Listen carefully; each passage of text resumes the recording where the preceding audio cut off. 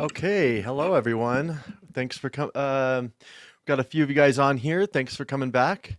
As I mentioned, I made a Facebook post about this, but I was streaming this last time, the last couple times to both Facebook and YouTube, but I wasn't getting many viewers on Facebook, and just to save on bandwidth, so this will be a better stream, hopefully. I'm just doing YouTube today. So if you are joining us, well, obviously, if you're joining us, you're with us. So, if you could help us get this out. So if you could share this link to your social Jason, media. it's Yes. doubled up again. Oh, okay. Hold on. 1 second. Sorry. 1 second. Allison. Okay, Allison, how's that? Is that better? Oh, nope. It's still going. Still. Okay, hold on 1 second. I just don't know if everybody else is hearing it. No, just you. But let me fix that. Let's a. How about now? Is it better? Okay. Okay. You don't have it streaming, do you? You don't have it streaming somewhere, do you? I don't think so. Okay. You want me to leave and come back? No. It's just a patching issue. No. How about now? I'll leave. Okay, how about now? Is that better? Allison?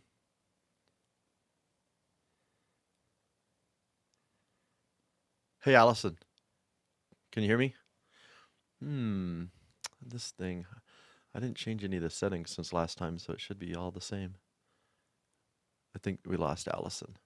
Okay, well, hopefully Allison will come back on here momentarily. Oh, It there you might are. have been open on another tab. Okay, sorry. Okay. It must have just looped in. I was Yeah, it's okay. Yeah, because I was like, oh, all the settings are exactly the same as last time, so sorry. like, That was on me. That's okay, no worries. Okay, so we're going to show another clip of another part of the interview that I did with Allison in May of 2020, and but Allison, you wanted to talk a little bit about you wanted to start this off with something today, didn't you? I'm not trying to start anything, really. No. Well, so yesterday, like Jason, you put up our last field visit at Rice University, which was pretty great. And thank you so much for all of your hard work in both doing the filming on site and editing and putting all that together. So so we closed up that project. It was like 24 different plus videos at different locations. And I think there was a comment on the last one, which the places at Rice, like I had left some natural material sort of offerings, the dandelions and some tobacco or feathers or things. And for people who follow me, it's pretty consistent in that I feel very strongly that as we look towards this reign of biosurveillance and human plus existence and nanotechnology, that this idea of being a keeper of natural life is really important. And for me, it was informed by learning that I had people who taught me more about an indigenous worldview, which again, I'm not trying to appropriate, but I think it makes a lot of sense, is the idea that we are relatives, that we are sibling beings with all the other beings in the earth. And that, there's a big effort now to sort of put our humanity up and above that, like this level of scientism that we are almost certain people aspire to be gods. And so I really lean into this idea that the attempted erasure of the culture and lives of the original caretakers of Turtle Island. And this goes way back even to the Roman Empire and the domination of the peoples of Europe and the peoples of the United Kingdom into these systems of domination is really important. And that the reservation system is sort of the model of Agenda 21. And that in order for us to pass through this moment, that there's a profound social reckoning, and that reckoning is about this history of domination and trauma. And the trauma is on both sides, and I won't say it's necessarily equally on both sides, because clearly the cultures that were decimated by the people who were imposing manifest destiny over existing sovereign nations who had a different relationship to the natural world, a non-commodified relationship to the natural world, came out much worse in the bargain than the rest of us. But those of us from a European background, the colonizing background, are also trying to process this trauma. And it wasn't anything that we chose. We're just born into this time and this thing to look. And that's what I try to do, is to look. And I don't necessarily offer specific solutions, but I think that we can't figure out how to proceed until we actually look at the history and know. So someone had left a comment on one of the videos, it's sort of essentially saying that, like, witchcraft, like what I'm doing is witchcraft. And which is interesting. I think most of the people who frame it that way are people who are coming from like a hardcore Christian, a certain kind of Christian mentality, not all. And so, I wanted to challenge that yesterday. I tweeted and I said, it really upsets me because, again, I don't find there's a very deep tradition among many faith practices, cultural practices, of people leaving offerings in recognition of larger powerful forces. However that represents to you is the force of God, the highest, Mother Nature. Like, there are these larger beings, whether it's polytheistic, monotheistic, but animism is a central part of many faith practices, especially in the East and in the indigenous faith practices very much. So like acknowledging our connections to the natural world. And so I wanted to bring that up. And then I had a troll on Twitter today who was just saying, like, oh, Alison, like, I had posted, I'm working on my first piece for my Greek mythology and my Texas map piece. And I was really focused on Frank Molina and his art piece, his sculptural piece called The Cosmos, and this idea of a mechanized cosmos and the energetics of a design piece that literally puts the cosmos in a box to what the universe really is in terms of energetics and biophotons and the things that are so very different. The relationality of an animist worldview is very different than that of a particle physicist. And, increasingly our bodies are going to be hooked into these systems that are going to be run, these dominating systems, by the bioinformatics folks, right? And so we're going to have to start to make some choices and to get clear about what the choices are and where they came from. And the indigenous framing, I think, is really vital. So anyway, this person was sort of trolling, and I had shared a piece about, I was looking for a passage, and I couldn't remember which author had done it, if it was Robin Wall Kimmerer or Winona LaDuke or Louise Erdrich, but it was actually an Ojibwa word, and it was for stone. And the idea was that that stones in Ojibwamoan are animist. It's a noun, but it's animist. And this idea that I love to pick up rocks and looking over beaches and looking over pebbly creek beds and finding rocks and put them in my pocket, put them in my backpack, bring them home. So I'll take them back out and leave them places. But this idea that the stone maybe chose you, like the stone chose you. It wasn't that you necessarily just picked the stone, but that the stone wanted to go home with you and to have that we're doing the work of moving the stones around, and they let us know when they want to go. And so I thought that was wonderful. And I was trying to find that passage, and instead I stumbled upon a short story that I'm going to link to in the New Yorker called The Stone by Louise Erdrich, which was a woman's relationship to finding a stone as a child on the Great Lakes, and her relationship to that stone throughout her life and onto death. And at the end, this idea that perhaps her molecules of her body would meld in some over the ages in these reciprocal circular transformations with the molecules of the stone, and that's how it works. And to me, that's very much in keeping with what John Trudell has said about, we are shapes of the earth. And, these devices that we use that try to mediate our relationships and our connections to nature, they have stones in them, right? Like, they have the silicon chips. They actually are these similar minerals, right? And they're just manufactured, and they become civilized, right? And so, I was trying to find the passage about the stone, and I couldn't find it, but this is a book that I really loved called Recovering the Sacred by Winona LaDuke.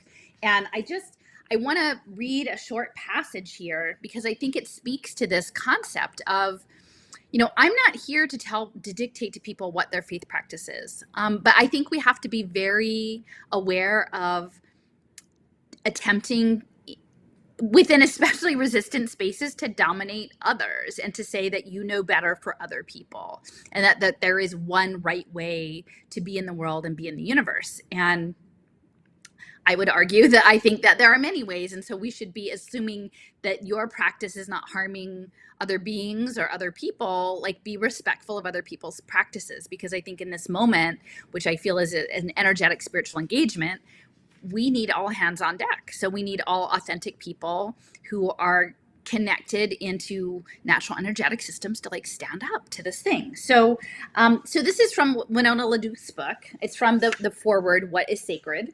And I'm just going to read a couple short paragraphs. Xenophobia and a deep fear of native spiritual practices came to the Americas with the first Europeans. Papal law was the foundation of colonialism. The church served as a handmaiden to military, economic, and spiritual genocide and domination. Centuries of papal bulls posited the supremacy of Christendom over all other beliefs, sanctified manifest destiny, and authorized even the most brutal practices of colonialism. Some of the most virulent and disgraceful manifestations of Christian dominance found expression in the conquest and colonization of the Americas. Second paragraph. Religious dominance became the centerpiece of early reservation policy as native religious expression was outlawed in this country. To practice a traditional form of worship was to risk a death sentence for many peoples. The Wounded Knee Massacre of 1890 occurred in large part because of the fear of the ghost dance religion, which had spread throughout the American West. Hundreds of native spiritual leaders were sent to Hiawatha Asylum for insane Indians for their spiritual beliefs.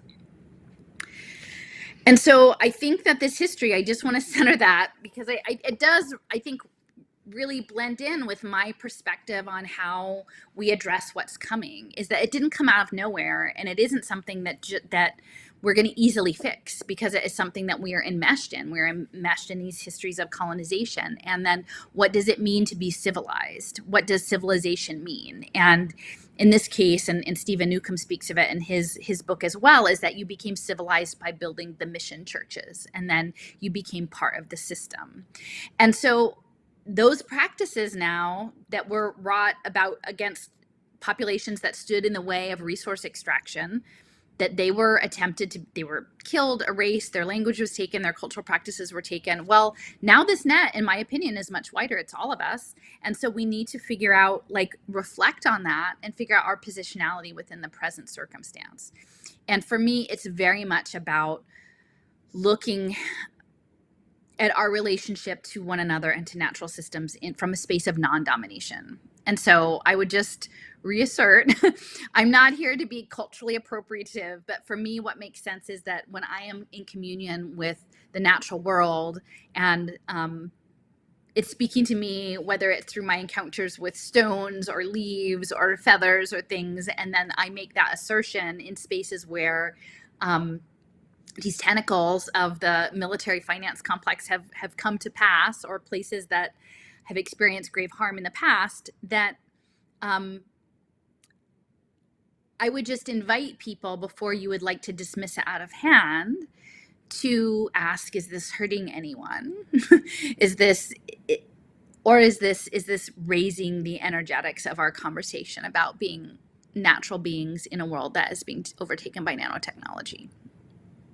So anyway, so I just wanted to start out with that, a bit of perspective, because I think it's important. I don't think that this conversation by any means is the majority in the resistance community space, but I'm not here to necessarily be in the majority. I'm here to push the envelope and to do what the world sort of calls me to do. And so part of that is to have these conversations. Yeah, thanks. And I actually had made a comment on that as well, about the history of accusing people of witchcraft, and some of the negative consequences that have come about from that. My approach to that is just, yeah, like if you're not hurting anybody, I have no issue with your belief system or your faith, and really what matters is where people are coming from. And I realize, like, I had a phase where I've never really believed in, I've never been religious. I mean, I think as a young age, like probably 10 or 11, I was asking my grandmother, who's Christian, questions about the Bible that she couldn't answer. And I was like, you know what? I really don't believe this thing. And so I've never been religious. I mean, I guess I would call myself an atheist, but I'm not like a firm atheist. Like I do believe that there's something more, like there's something I feel. I feel connected to something and I don't know what that is and I don't have a container to put it into. But I think that all the religions are basically mythologies that were created by man to try to explain something that they can't understand. That's kind of my approach to it. And then I realized I kind of had a phase with like Argus Fest. I was showing a lot of films about atheism. And but then I realized, I was thinking about it, and I was like, if I figure out who who I would consider my allies and people that I feel really connected to, they're in all faiths. I have a friend that's I don't know what her actual beliefs are, but she believes in fairies, like literally believes there are fairies, and she's really into like herbs and things like that. And so she's got a very earthy thing, but like, I don't believe that there are fairies, but she's an amazing human being. And she's like one of my favorite people in the whole world. And so like, I have friends that are Christian, Jewish, atheists. And to me, it's like, what matters is where you're coming from, what your heart is. And these categories don't really tell me what that is. So if someone believes that a rock is how did you say it's Anim- animus? yeah. Animus. Has spirit. Well, that's what Winona LaDuke said. They have agency and standing and spirit. Yeah.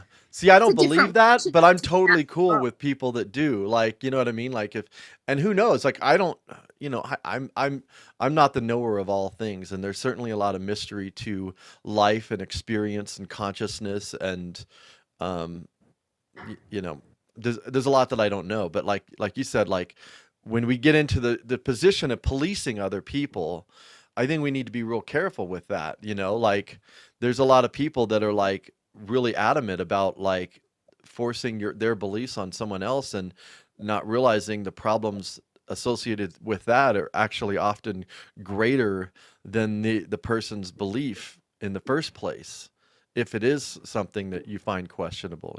I don't know.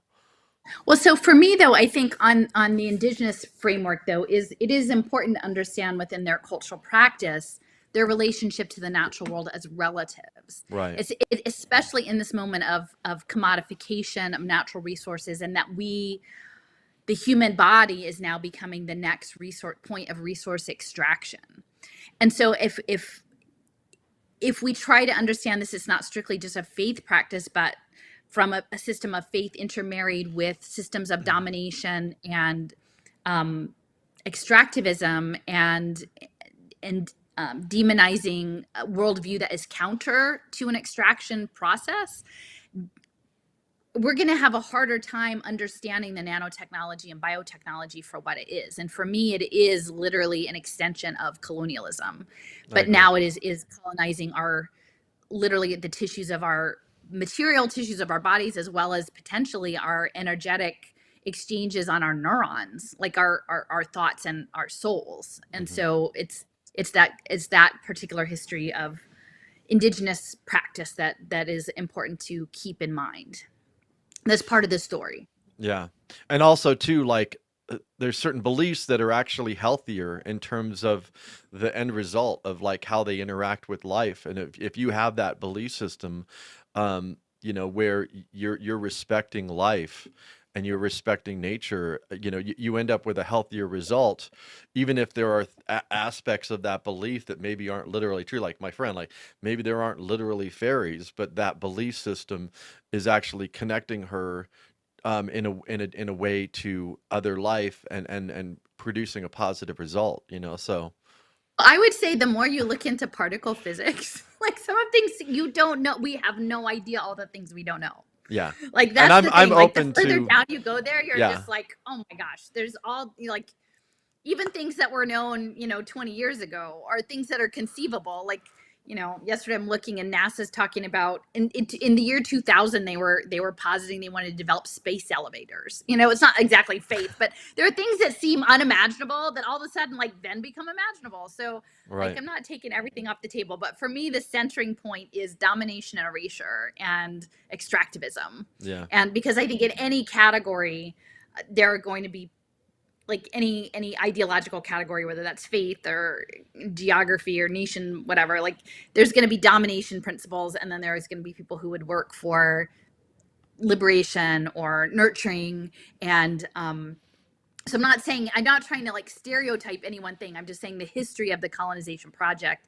and its interface with religion and faith is very much interwoven with this idea of calling someone a witch or dismissing people out of hand for having alternate beliefs. I would say people who are out there trying to advocate for freedom of speech and freedom of thought and freedom of choices about people's bodies should not be policing other people's thought worldviews. You need to be careful about how you apply unless they're criticizing blockchain, in which case they need to just stop dividing the movement. Sorry, I had to throw that out there. That's sort of my beginning. But and I put in my tweet, I think I gave my copy of the book away, and it's kind of hard to get, but there's a really good book that's short called Let the Circle Be Unbroken by Marimba Ani, because and she is looking at things from the African cultural standpoint of connection to nature too. So it's not just indigenous to Turtle Island, it's really your indigeneity around the world. Someone said, I think Allison's becoming an anarchist. Actually, in this video from May 2020, she says I'm kind of more anarchist, even in that video. So, yeah, so I guess if I'm not seeing any questions just yet, so we're going to show this video. It's just under an hour. And so go ahead and post your questions in the chat, and I will collect them, and we will answer them. Allison will answer them at the end. And try if you can to respond to the content. Yeah, that was one thing. I will answer like, hey, did you randomly see this video or hear this thing? But like literally, if you can apply some of what I said, a year and a half ago to something you've seen in your life, like that would be pretty amazing to me. So. Yeah. So one of the things. What content of this one is actually, maybe I don't know if it's going to match up, but yeah. Well, I haven't watched this one in a while either, so we'll see. But yeah, that's one thing. It doesn't just have to be a question; it could also be an observation. Let's like if people, I guess you would have to interpret that, Jason. We can't bring people on, for sure. And that's the thing about the comment thing, because a lot of times there's like conversations that are happening that are like separate from the video. So it's like, are people even watching the interview?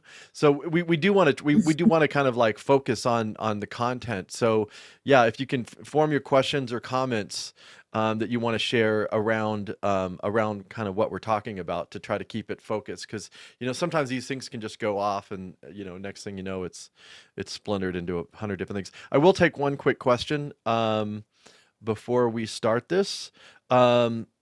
Has the work of Rupert Sheldrake or morphic resonance ever come up in your studies?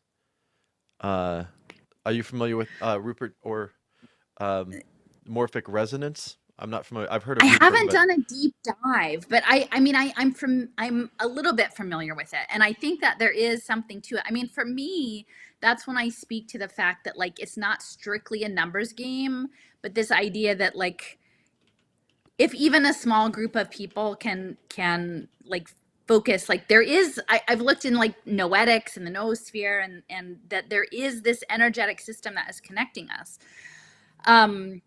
So I think to me, that's what gives me hope when I talk about things and I realize how few people are really thinking about things the way I'm thinking about them. It could feel really overwhelming and depressing, but I'm like, yeah, there's the morphic field. Like all we need is to get, like if we can get clarity, and I think that's what Trudell often spoke about, is like being a clear, coherent thinking human being. If we could get a tiny percentage of people on the planet to become coherent, at one point, like within this sort of morphic field, like we could affect great change. And I think these people know this, because actually someone shared, and Jason, I appreciated that link last night. I spent some time looking at the Lucis Trust and their interest in this electric bridge and carbon and water and electricity. And like, I'm very, the Lucis Trust is, they're a problematic organization, but their observations and what they were interested in were very compelling, because it was about energetics and water and electricity, and the fact that they were also working into carbon nanotubes and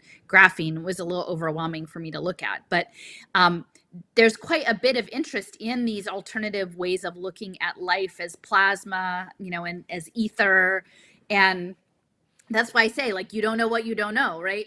I mean, we have to be open-minded to what's out there. So yeah, the morphic field, that is something that I think gives me hope.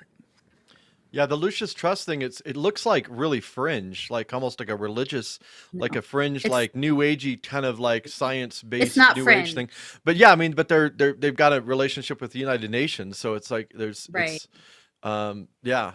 But normally I would just I look mean, at there's a that and whole kind of element dismiss of it. sort of the one world religion that I think is the goal, is the sort of new agey one world religion, which is where, and Lucius Trust, World Goodwill, which is connected to Lucius Trust, and it's the bridge to the UN. They're doing work with youth. I've talked about that paper, that raising the consciousness of a child, which is, again, and it goes back through Theosophy, Alice Bailey. So Right. there's a long history connected to the Lucius Trust. Gotcha. So we have another question, but we'll go ahead and take it at the end because I want to get this started. So yeah, go ahead and post your questions as you're watching this. And thanks again for joining us. And also, if you could post this link to your social media and share this with others, so maybe we can get some more people on the conversation by the end of this. Thanks. We're back, and I changed the layout here. Our heads are bigger now. Big heads. Big heads. Okay. We got big heads around here. So before we start, I actually want to just make a comment about some of the comments and questions that were coming up on the thread. Someone kept asking about certain aspects of what's going on with the pandemic. You didn't see my quotes. The pandemic, the deaths and the camps and things like that. Now, those things are actually, I think those are important. And those conversations, there's a lot of those conversations that are happening in a lot of different places. But what we're trying to do is focus specifically on the big why. And that's, I think, the work that Alison's doing is really like looking at what's the purpose of all this. And there's a narrative out there that the purpose is genocide and they want to kill off everybody and all that. Like, I don't take that position. I don't think Allison still, I'm sure, still is not taking that position. I mean, why would they be setting all this stuff up if they're just going to kill everybody? But those are conversations that I don't think are unimportant in terms of some of the aspects of what's going on with this, like the camps. Like in Australia, they do have they do have internment camps for like quarantine camps or whatever. But it's like, I think we need to like kind of like be clear about what the purpose of all this is. And you can disagree, but that's, Well, I would just there's an say, incredible amount of evidence that Allison's brought together of what is this new system that they're putting online. Like what is the well, why? my Why are they? question Yeah, would go be, for why it. would someone necessarily come on to this particular program with those questions, right? Because I think the intention, there are many people out there who are offering different elements to this, and I think anyone who follows my work is pretty clear about my framing around the social impact finance and the internet of bodies and the biosurveillance state. And if you follow me for a little bit, like, that my bigger assessment is this is about biocompatibility of nanotechnology and ongoing data harvest until they get the singularity. So I would just ask people, if you want to like hop on and sort of try to hijack the conversation to things that many other people are already talking about, why are you doing that? How does that advance the program? Like, if you have no interest in social impact finance, just don't watch this program because it's not for you.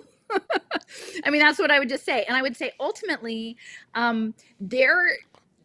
if you imagine that these people that are asserting this program don't have enough money to buy all the sides, including many sides in the resistance, and that a lot of this is about energetics and a lot of about this is about sowing fear in inflammatory content. And I try to be pretty level-headed about this and share factual information that we can talk about. I'm not an extremist. I'm not someone who is like the apocalypse is next week. And if you actually look at what I'm talking about, this idea of having people in gulag camps, while that may be very important to keeping the resistance focused and agitated and angry, the people who are focused and agitated and angry about that piece are not talking about the giant open air prison that is being built with wearable technology and social impact investing, right? As soon as people spend all their time talking about like the internment camps, they're not talking about any of the stuff I'm talking about. So fine, if that's the stuff you want to talk about, go talk about it somewhere else. But Right. this is a bigger conversation. And I would say, like, literally, like, I don't know if this person is being paid to show up here and try to steer the conversation this, but we're not going to do that. There is a reason that this is important content. If it's not valuable to you, just don't be here. That's easy. Right. But we're not, there is a reason that people will attempt to hijack conversations, to be inflammatory, to create and to sow fear, and to direct people into things that I'm not saying that they're not true in some respects, but to not think that the narrative is also managed on the resistance side in that is to be very naive. And so, like, I don't actually appreciate it, especially since we opened saying clearly that we wanted to focus on the content.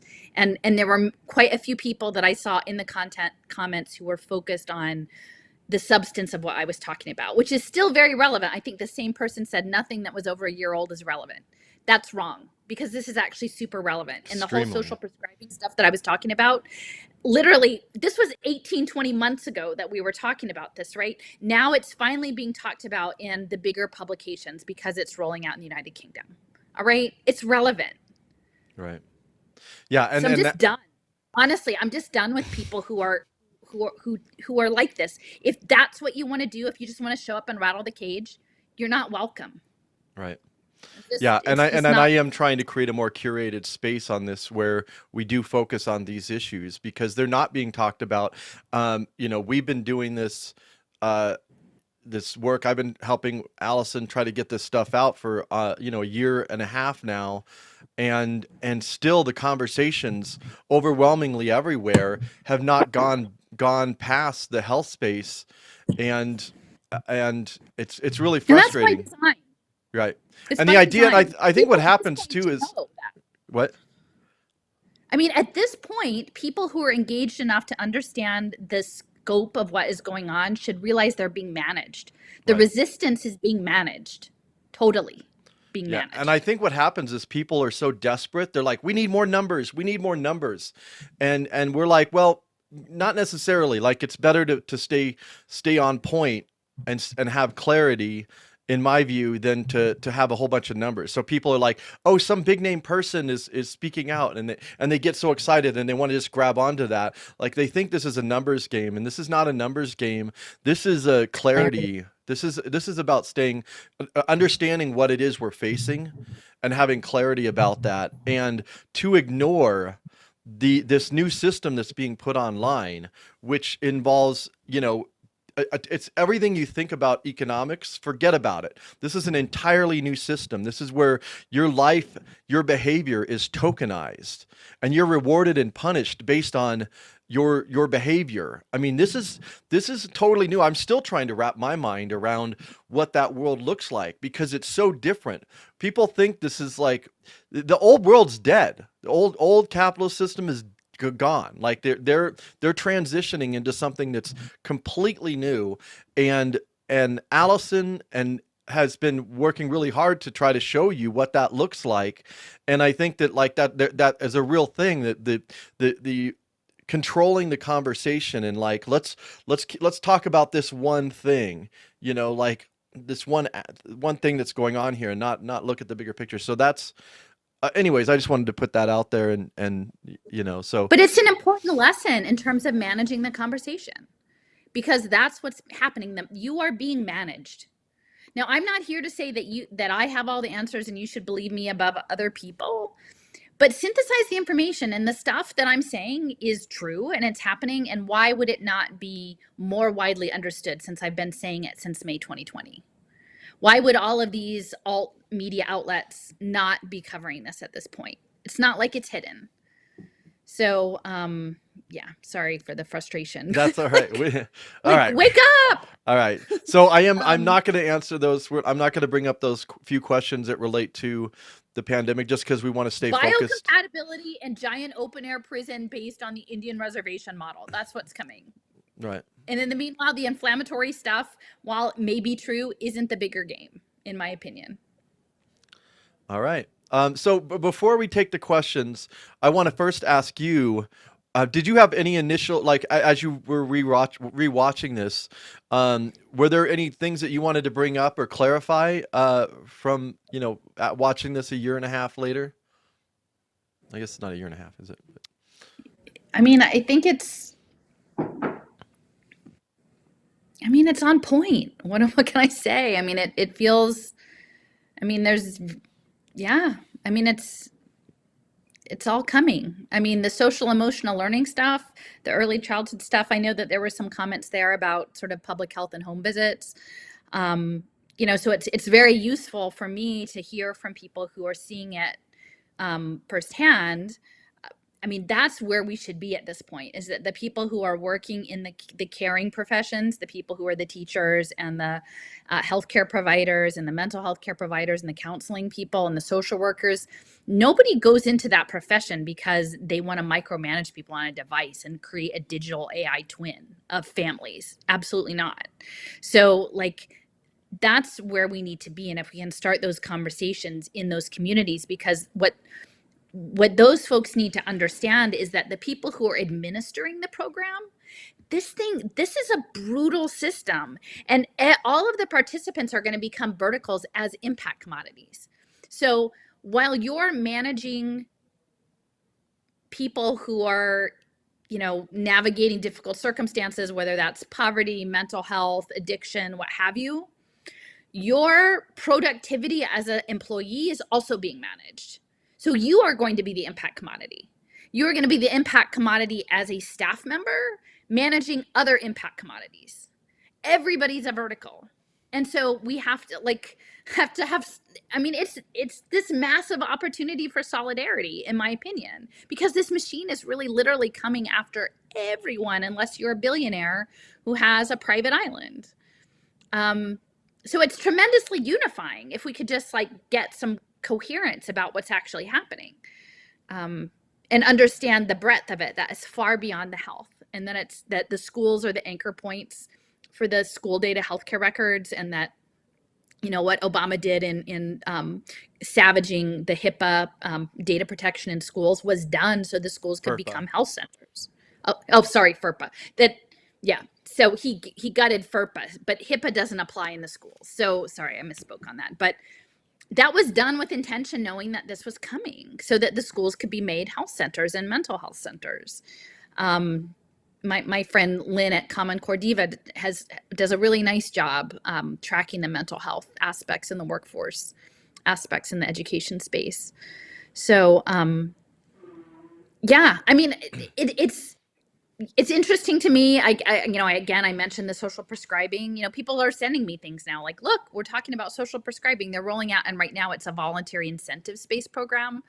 But that's surfacing, but I don't know when they're surfacing it. For the most part, still, a lot of times they'll surface it and say, look, it's like China. It's a social credit scoring system like China. And they're missing the broader context. If you don't understand the global markets and the human capital futures, it's very easy to point a finger and say, oh, it came from over there. No, it didn't. It came from your own government, and it's being set up to run the global capital markets. Yeah. So before I get to the questions, by the way, if you have questions, feel free to put them into the chat. I will say, can I add one last thing, Jason, too? Yeah. Since last week, someone was asking, what would this vision look like? And I said something like, well, I can't imagine how people's 401ks get in the central bank digital currency, or I just couldn't imagine how that all would happen. And then you had shared with me a link to a video that John Titus had done with the analysis of the woman, I forget her name, who was had the hearing for, is it comptroller? Yeah, it's the currency comptroller.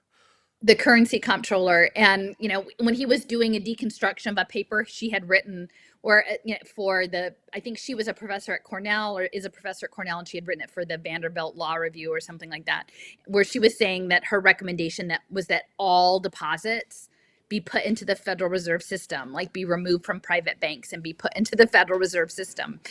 And then I was like, oh, okay, so that's how it would happen, right? They would just make one big fell swoop, and then it would just all be done at once. So it felt kind of unbelievable last week, but after watching John Titus's analysis, it doesn't feel so far off. Clearly, people are already thinking along those lines. Well, yeah, and then if you look at, I mean, the Bank of International Settlements has actually put out a bunch of videos in the past, actually 2 years, where they're talking about the central bank digital currency, where the central banks would issue currency directly. So it's not unrelated. I think that the plan or the goal is to shift our deposits to the Federal Reserve. And then the commercial banks will just become what they call payment service providers, or PSPs. But they would no longer issue money. Now the system we have now is awful, horrific. It's terrible. But this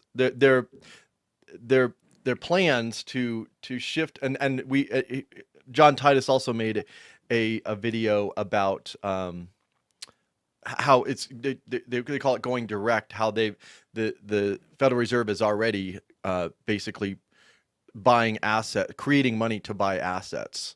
And part of her proposal too was where the Federal Reserve could short, if they saw like inflation happening, they would go in and actually buy stocks and short them in order to supposedly level out. But then they're deciding, what gets shorted and what doesn't. I mean, it's completely insane. It's completely insane.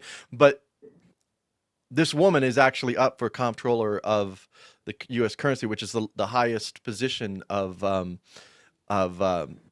banking regulation, whatever regulation there is. I mean, the regulation's a joke in this country. But yeah, John Titus, I'll bring his website up, or his YouTube channel, but his YouTube channel is called Best Evidence, and I highly recommend.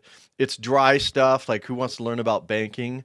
But it really is, if there's a pyramid of power, the banks are at the very, very top of this whole thing. Nothing happens without money being created, money or credit being created for it first. So understanding that. Well, and I think that those individual Fed accounts would very much play into this idea of tokenized behavior and investments. Like if they become a clearinghouse for people making investments into human capital, like they need for everyone to be tied into this central banking system. Right.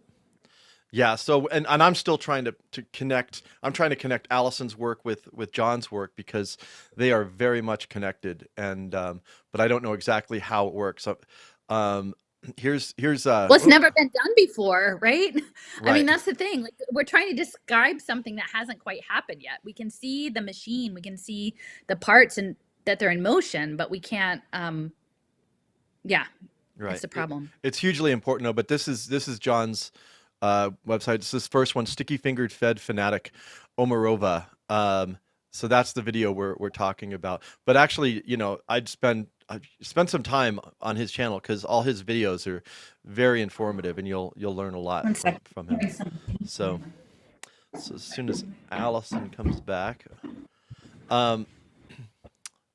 so yeah, John Titus. And I actually did an interview. I've done two interviews with John on my channel, Argus Fest, that are worth looking at. So on that, hey, you're back. Sorry, yeah, my refrigerator door was ajar. It was like beeping. Internet of Things. Your refrigerator was running. So I wanted to bring up a couple things before we jump to questions. One of them is a really important point, and I've kind of brought it up before, and I'm still trying to figure out how to best say it, really. But you mentioned the idea that like poverty is like intended. And I think that's a really, or some, I can't remember exactly how you worded it, but this idea that things are designed to fail, that poverty is a design part of the system, like it's intended. It's because how can that be? Like there's all these politicians and all these nonprofits and all these people that are trying to fix the problem. They're trying to fix the problem. And the idea that like, well, the people that actually create the system actually are the idea that they deliberately want people to fail. Like they I don't think they tell themselves that. Right. You Like, think so? I think would there's think at least some of them that people do. Well, maybe at the very top. Yeah. I think there's some that know exactly what they're doing, but when you start getting, people always ask me about Bill Gates, like, does he really believe what he's saying, or is he just an evil bastard, or whatever? It's like it's really hard to get into someone's head. Like, who knows? But the results of what they're doing, and you're like, this is not a dumb person. Like, clearly, this is a harm. This is causing harm, and you have to really have your head in the sand to ignore all the harm the damage that's being done. But I don't know. Who knows? I mean, it's difficult. Because so much of the apparatus is built around managing problems, right? And when I was working at the garden, like for years, I could see social prescribing coming. I mean, I could read the papers, I could see that it was coming, and then you see, oh, Niantic, augmented reality. Now we're gonna, wearable technology, and I'm like, trying to talk with my colleagues who are all very caring people who care about people's well-being to say, listen, someday is going to come when some managed care consortium is going to show up and say, hey, you do a great job with, vulnerable communities. Wouldn't you like to be part of our network? And then we would say, well, what does that entail? And they would be like, well, just put a QR code, here on your sign, and then you can be part of our, active living, healthy living program. And then everyone tells themselves that that's a nice thing. Only the reality is that if the people who are being coerced into these healthy living prescribed programs, it's not done in a consensual way, and their welfare is like their ability to access food or healthcare is dependent on it, then it's not going to be good.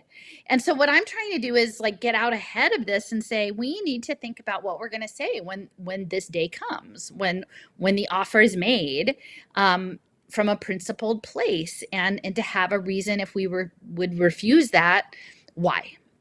And it has to be done as part of a larger conversation. No one person can be the decider. But for the most part, as a society, we have very little incentive to look long term, to plan ahead, to do anything but react, to do anything but follow the next bit of grant money.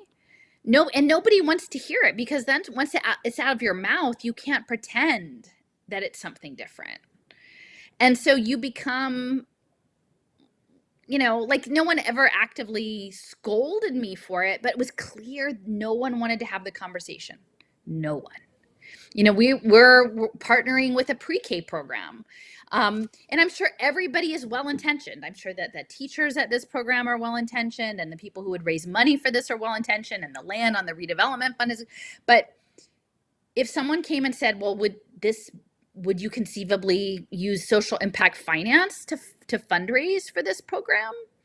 And would we be willing to look at all of the aspects of this that could conceivably be immoral around data collection and doing predictive profiling of toddlers? Nobody wants to go there. Unless they have to and they have their arm twisted, nobody wants to go there. Yeah. And then they say, well, maybe the day will come and then we'll decide to have that conversation. But I'm like, no, you actually have to get in a strong mental place in advance, because when they just show up and sweep in and say, hey, sign on the dotted line, we've decided that this is our new finance mechanism, you're not going to be prepared. Right. And so, yeah, it's like I'm the Cassandra, and nobody likes the Cassandra. Nobody likes the Cassandra. Is it better than the Karen? What's interesting, because sometimes I'll be like at a grocery store, and I've actually done this myself, where someone's getting upset, or you're on a call or something with a company, and then people get upset about the company's policy, and then they start yelling at the person behind the desk or the person that they're on the phone with, when that person actually doesn't have any real power. So I think I kind of differentiate between the people who actually design these things versus the people who are tasked to make them happen. You know what I mean? And I think that would be another area. It's the store you live in. And I remember one day I gave a ride to the airport to a funder who had come in for a visit. And I tried to talk to her about social impact investing, not in a particular way, but just hey, what do you think? We should start to think about this. And it was I had three heads, they'd never thought about it. And I'm like, well, you're the program officer for a major foundation. You had never thought about what this actually was about. Well, they're So not like, paid yeah, to there are think about different it. gradations. That's not in their job There, description. well, yeah. I mean, I think that's it. I mean, the people when I'm on the call with the Knight Foundation with their is it Macon, Georgia, and they're talking about their Great Parks program, and I'm saying, well, if you're doing augmented reality, that Niantic, that's the CIA. Have you ever thought about like how that fits into your social justice lens? If like, do you remember COINTELPRO? Like, do you remember how this all worked? Do you really want to incorporate this augmentation into your public park system? If it's the extension of state surveillance. And I mean, you could hear the crickets. I mean, actually, somebody said they were going to set up a committee, but nobody ever emailed me back. So, like, I don't know. But we're all woven in, and I'm not saying that I'm. Well, I mean, now I've stepped away from my job, so now I'm not part of it in that way. But my husband works for a big university that is driving a lot of this agenda. So none of us are clean. Like, I'm not saying like listen to me because I'm perfect. No, like it's pervasive, and that's why I think it's this profound social reckoning. But there's this potential to actually bring everyone together if we could get coherent about the nature of the problem. Yeah. But the challenge is that all of the progressives have gotten they've gotten jammed. Their signals gotten jammed. I have no idea. At all Big levels. I mean, time. people Big who I time. thought would be very sophisticated thinkers about this, people who've been working on these issues far longer than I have, are not able to advance Yeah. in their thinking about it. Yeah. It's It's hard. incredible. Yeah, so yeah, I just wanted to bring up that about, poverty and even poor health. We've talked about this is actually maybe by design, and that the system is about creating dependency, not actually pulling you out of any. I mean, if they really wanted, they could, if they really wanted to, they could design systems that made that were extremely resilient, which would be local food production, local energy production, but it's always about Hmm. these systems that they build, they want to have control over. And now it's decentralized. Well, the only thing that's decentralized is the actual management and administration of it. But it's extreme. The thing they're putting into place is extremely centralized in the way that they create the rules. So and then I wanted to really really quick bring up one other thing, and this might be your old left kind of where you were coming at from at the time, and you might have a different perspective on it this time.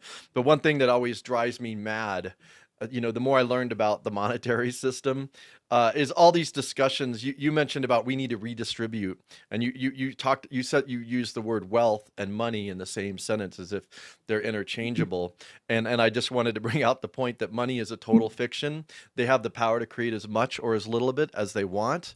Um, and that's a total if once people acknowledge that, it's a total game changer. So any discussion about redistribution of wealth or even Freedom taxation, tokens. freedom We need to tokens. We distribute need the more freedom freedom token. tokens. Or even taxation. I mean, the conversations about taxation are totally stupid once you understand that they can create as much money as they want. This whole thing is a fiction. It's all a game.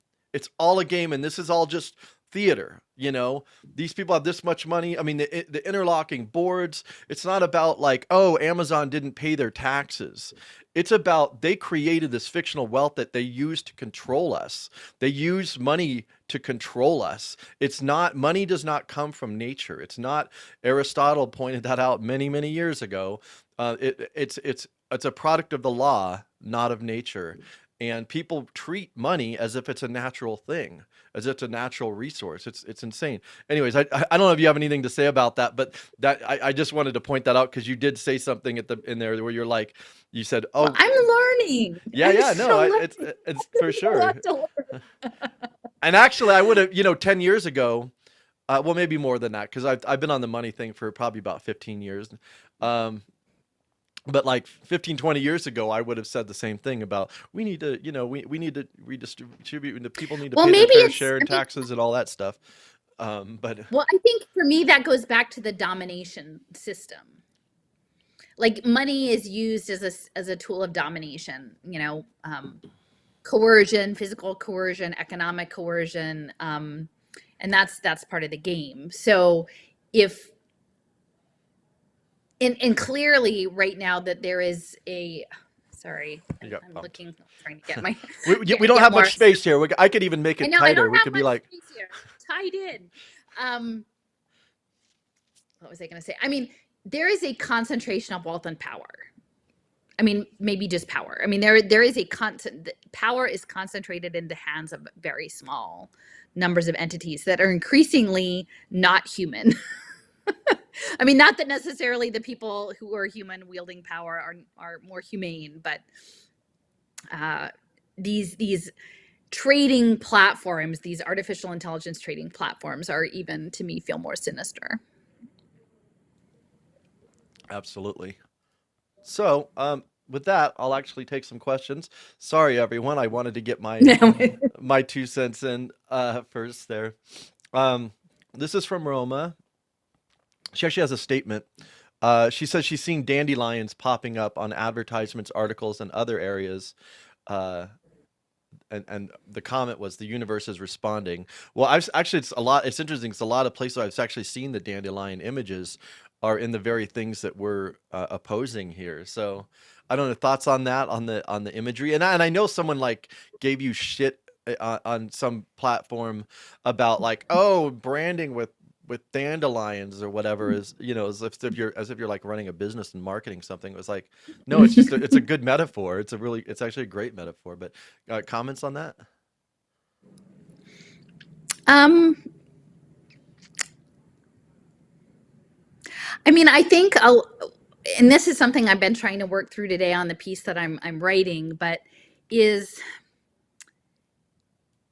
the idea of information and communication and narrative, and that the world is made up of information, the universe is made up of all of this information. It's how we take it in and how we process it. And increasingly, with individual communication technologies, that our way of communicating through the world is mediated through devices. So yeah, I mean, I don't know about dandelions necessarily showing up more places. I think maybe if people are focused on them, I mean, to me, that, like, the communication is a symbol, and communication can be language, communication can be an alphabet, communication can be many different things, including the visuals. And so I think if the idea of me raising awareness as to all the different meanings behind the dandelion, and then putting that out in the world, and that resonates with people, and that they in turn, when they see dandelions, they have additional layers of meaning that come to them through seeing that, then to me that's really powerful, because I think what we're trying to do is build a horizontal movement, and a movement that isn't like necessarily wrapped up in numbers and things and stuff. It's about feeling and about how we communicate with the world. So yeah, I mean, to me it's like what makes sense to me. I still love purple. I know bunches of people out there like, purple's the new world order color, we can't do purple anymore. I'm like, I still like purple. Like, so you can put your own meaning onto things. And so if people are out there and they're seeing more dandelions, and they're ordering a shirt with dandelions, or they're seeing real dandelions, and that gives you hopefulness, or to feel a connectivity with all the other people who would be noticing dandelions, I think that's a good thing. Yeah.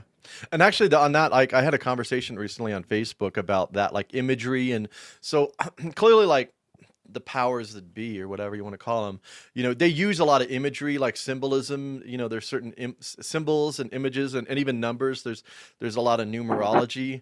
And my take on it is, these things don't actually have any real meaning. They don't. Like, I think about the swastika. The swastika in Hindu has always been a symbol to mean peace, and then the Nazis took it and gave it a different meaning. But at the end of the day, it's just a symbol. And that's my whole thing, is like, not putting so much emphasis on what the representation, and focusing more on what is being represented. So, like, there was a really great Alan Watts, I don't know how you feel about him, but I had a little clip of him talking about the flag, and, like, they get all up in arms about burning the flag, but at the end of the day, it's just a piece of cloth. And yet, they're the same people that are up in arms about the flag burning are particularly politicians, are actively destroying that which the flag is supposed to represent. And so that's that idea of like us, it's like there's this talisman or this thing that we put our energy into. And sometimes, I mean, I guess that can be useful, but a lot of times, like the energy we put into that, like actually detracts from actually focusing on the thing that it's representing. So I don't know what your thoughts on that, but that's something that I've thought a lot about over the years, like the real versus the representation. And I think that we put too much emphasis. Here's another example.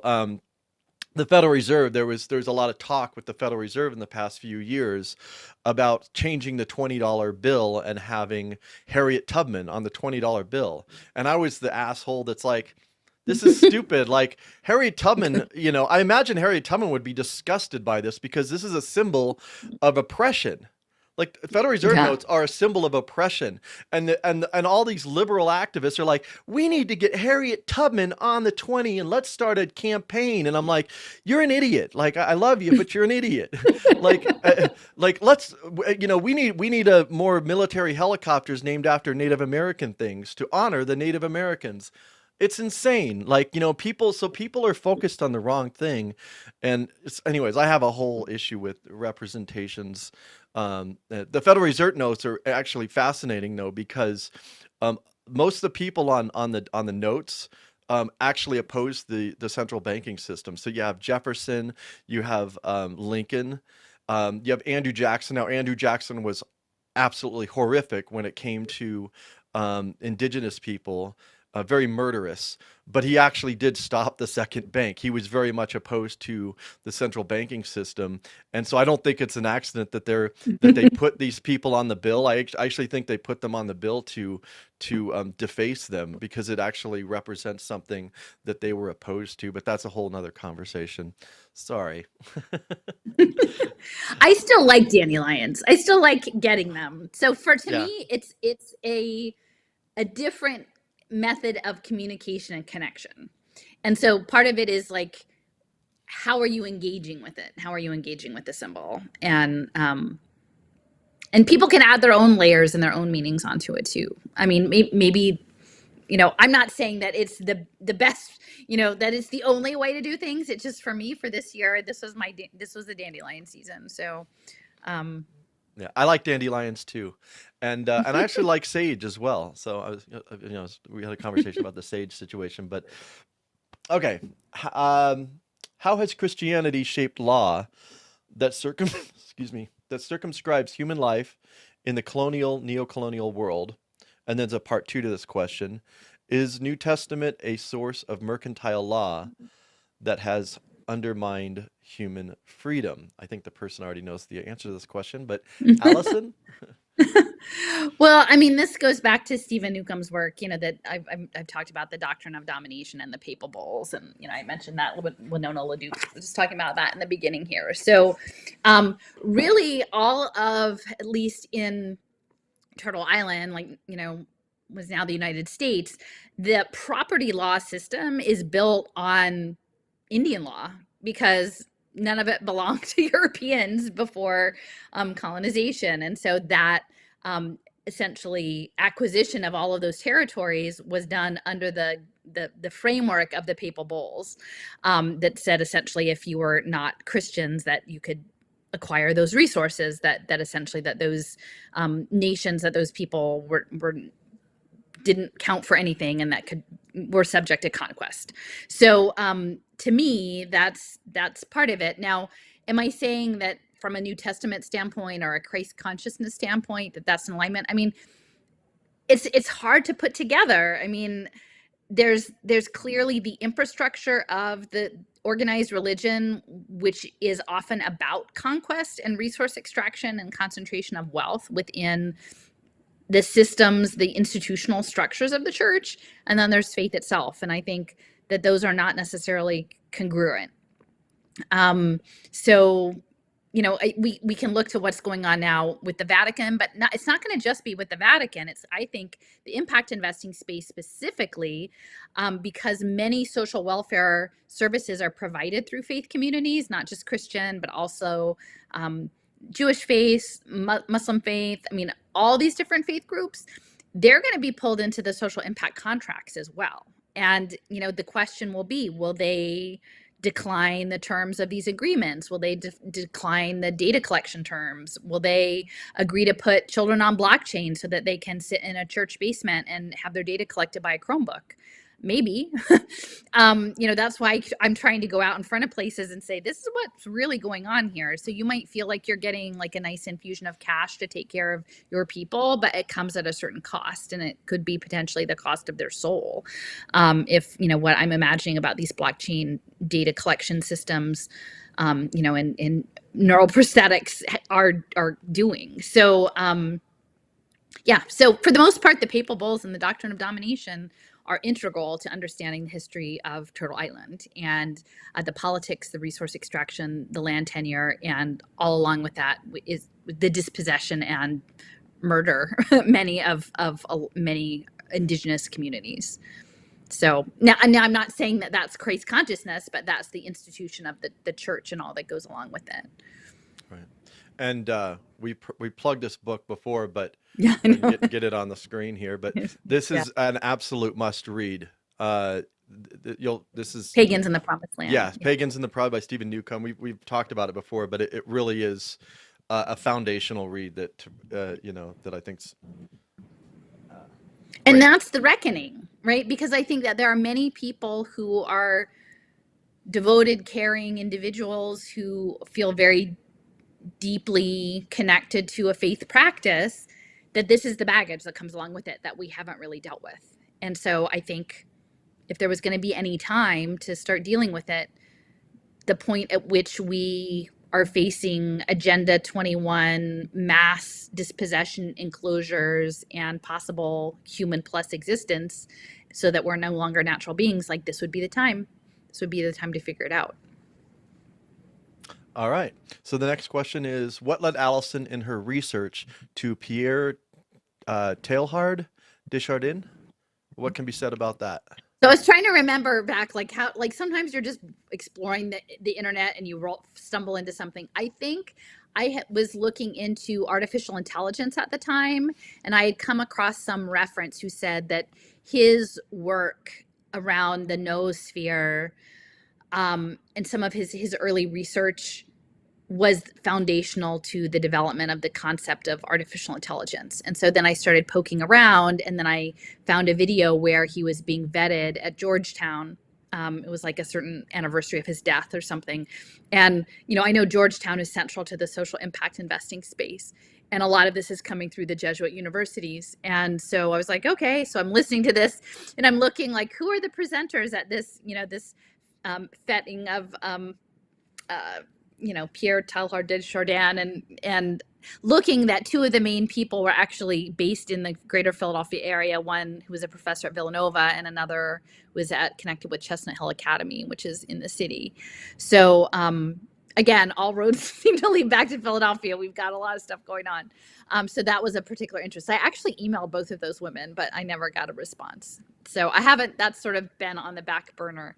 But the cybernetics and the AI and the artificial intelligence and the noosphere, I guess that kind of connects back with the morphic field. And like, what is consciousness? I think maybe that was also part of it. I was looking into neuroelectronics and consciousness, and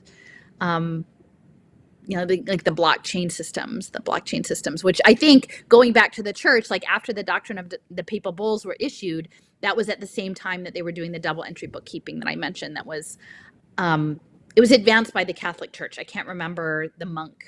Like it was probably, you know, from Africa, and then the Europeans picked it up to go along with the transatlantic trade, the maritime trading systems. But the blockchain is, you know, the new ledger system. So, but the new ledger system could conceivably be our souls decentralized as electrical signals, impulses on the blockchain.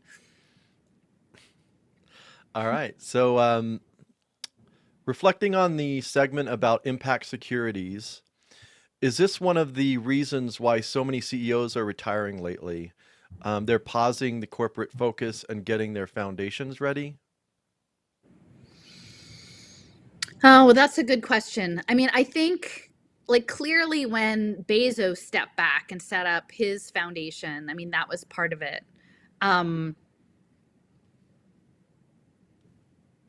You know, a lot of this, and I could use some help in this regard if anybody knows anyone who's particularly good. There's some stuff around securities law with these impact securities.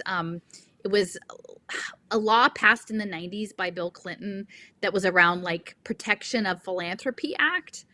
And it was creating loopholes around nonprofits and churches specifically issuing debt products and getting around SEC regulations.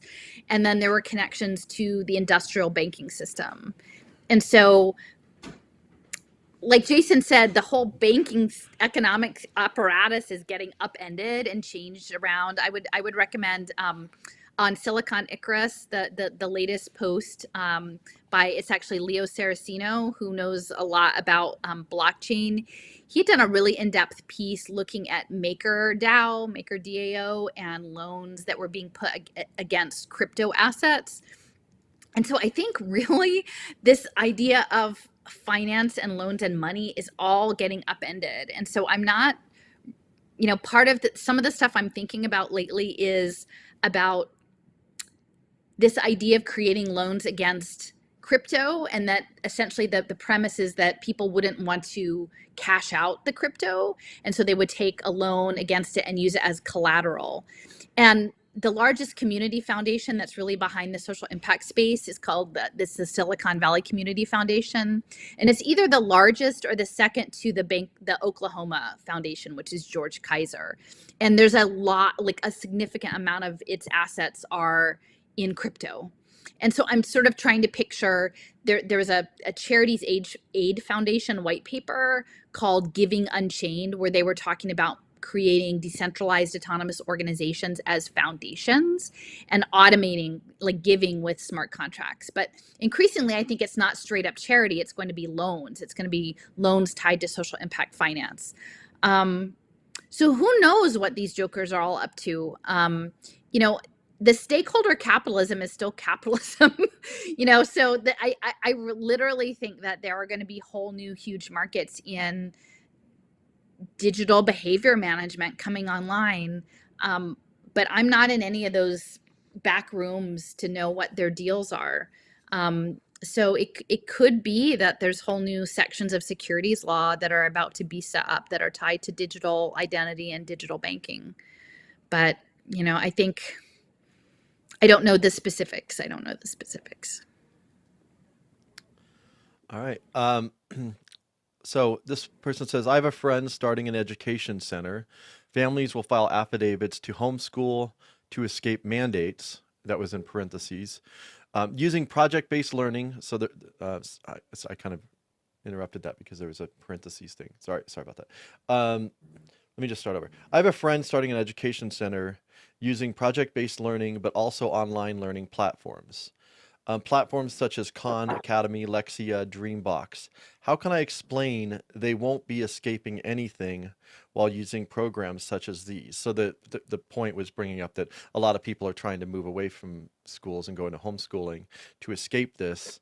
And so this person's asking, how can I get them to understand that these new, these other programs are not going to be escaping what you think you're escaping? Yeah. Well, I think, you know, part of the challenge is what people are, you know, I don't want to second guess parents making decisions for their kids. And I think with the masking mandates or potentially vaccine mandates, you know, I'm not here to say that you should hang in the public realm if they're asking you to do things that you feel are harmful to your child. From the educational delivery standpoint, like really their plan was to, was always to supersede human face-to-face instruction with devices.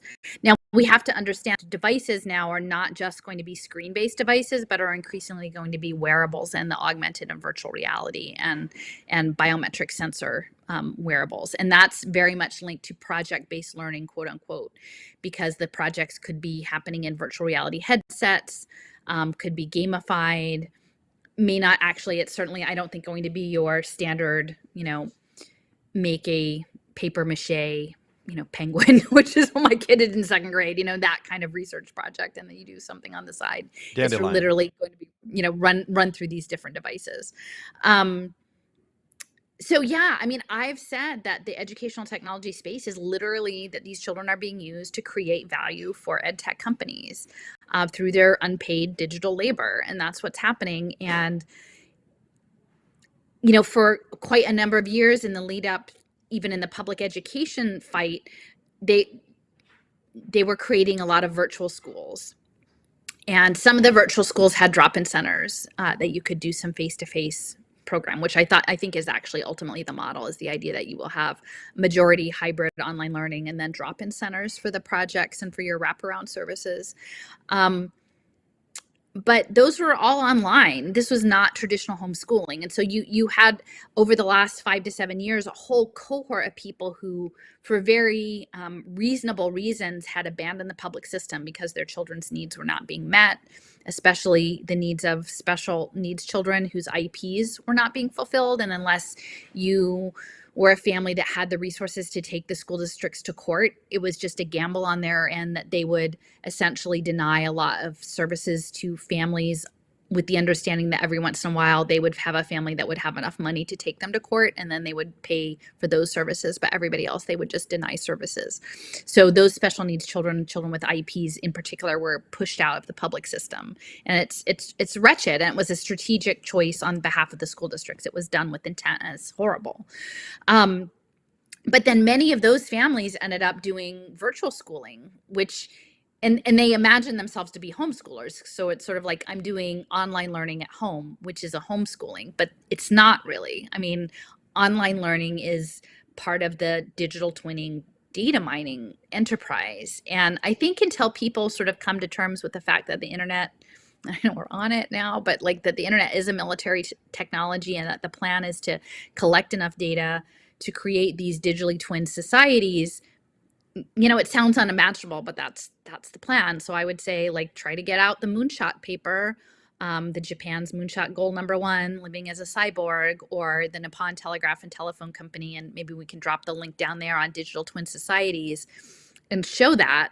And then I would emphasize that I feel pretty strongly that in the foreseeable future, the plan is to create digital benefits, on the blockchain, and so that the data analytics will be connected as well, and that all of the data will be workforce aligned, right?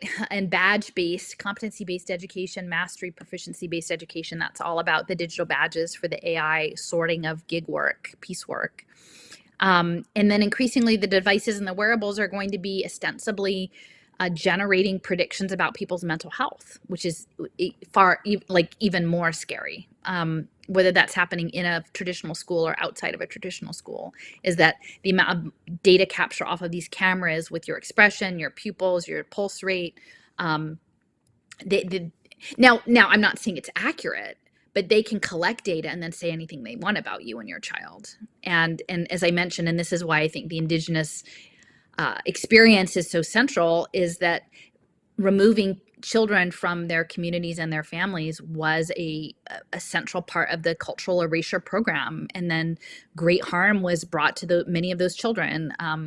Children were murdered, children were sexually assaulted, children were taught to essentially a lot of self-hatred. And that was on purpose. That was the strategy, to kill the Indian to save the man. That's the residential school program that was based at Carlisle, it's a couple hours outside of Philadelphia. That was the model, both in the US and Canada. So we have to be very careful about the ways in which these devices can be used to justify family separation, even when you feel like you're outside the system, because we're in the panopticon now. That's the reality of it. Yeah, and also Australia. Have you ever seen the movie Rabbit Proof Fence? It's a really incredible film. It's a true story about a couple girls that ran away from the school they were taken from their parents. Amazing film. So the question is, will our entire bodies become our digital ID for the social impact investment system? I mean, that's the thing I've talked about a little bit with people who are like, we'll just get rid of our phones. That'll solve the problem. And while I don't dispute that phones are a problem. Ultimately, what I had seen when I was in this space, and this is pre-pandemic, is that they were developing things called behavioral biometrics. And so those biometrics were not even attached necessarily to your physical presence, like your retina or, some sort of trackable physical material, but was literally your behaviors. And I think we know this from our credit card companies. Sometimes they'll just shut you down and say, well, that's not your typical behavior, but like they'll know when you get up, they'll know your IP, they'll know various locations. And so I think yeah, I mean, there'll be different waves, right? I mean, the retinas are part of it. Gait analytics is part of it. Aadhaar did the thumbprints, the fingerprints, but as you age, those become less distinct. So then it stopped working on a lot of older people, which was a problem. But I think it's going to move to the behavioral biometrics, which will be of your body in a certain sense, but it will be literally your activity levels and your geolocation data, which will be part of that. Yeah, and even a lot of like the, wearable technology or even the integrated technology, however far that is out, even now, like I mean, they're getting it to where like you're not going to be able to like go into a restaurant without go to a concert. You're not going to be able to do a lot of things without having a phone. And even before all this stuff started happening, I was like looking into how do I get rid of my smartphone? Like I was researching. It's like I just want a phone where I can text and I can make calls. Like I don't want to be track traced. I don't want a smartphone. I just want a dumb phone that I can call. I would like to be able to text. Like that's it. I don't care about the rest. I'll go on the internet at home. But now it's getting to the point where you're not going to be able to actually function in society without it, even before the wearables and stuff come in. So there's that. Yeah. Yeah, nobody really knew that much about QR codes before pandemic. Yeah, I mean, I was at a restaurant. I mean, they existed. We knew what they were, but it wasn't like you encountered them. Not here. I know in Asia they had been around for a long time, but. Yeah, I was at a restaurant the other day and I couldn't get the damn QR code to come up for the menu, and then finally the waiter goes like whispers like, "I'll bring you an actual menu." Like it was like I was like it's not supposed to do this. I'm like, oh my god, a menu! It's a miracle. I mean, that's like how insane things are. Like, oh my god. In order to oppose the new system, do you think we need to create an alternative narrative, or do you think it's more important to focus on explaining the new system to as many people as possible? So